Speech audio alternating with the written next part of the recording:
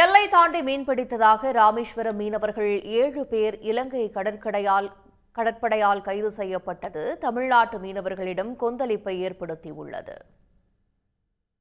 ராமேஸ்வரத்தில் இருந்து 300க்கும் அதிகமான படகுகளில் 1000த்திற்கும் மேற்பட்ட மீனவர்கள் மீன்பிடிக்க காலை புறப்பட்டு சென்றனர்.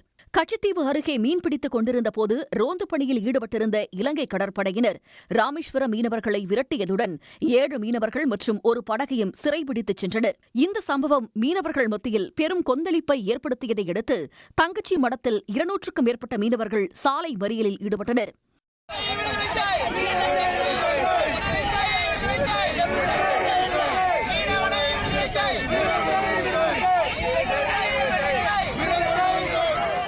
மீனவர்களை விடுவிக்க நடவடிக்கை எடுக்க வேண்டுமென குடும்பத்தினர் கண்ணீர் மல்க வலியுறுத்தினர்.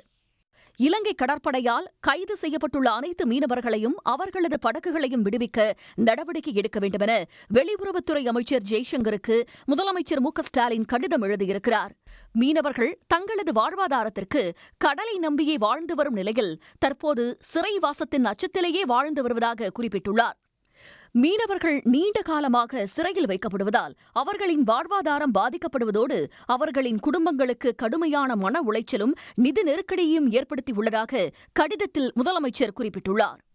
கடந்த ஜூன் 15ஆம் தேதி மீன்பிடி தடைக்காலம் முடிந்த பிறகு இந்த 55 நாட்களில் மட்டும் 60 மீனவர்களை இலங்கை கடற்படை கைது செய்திருப்பது குறிப்பிடத்தக்கது.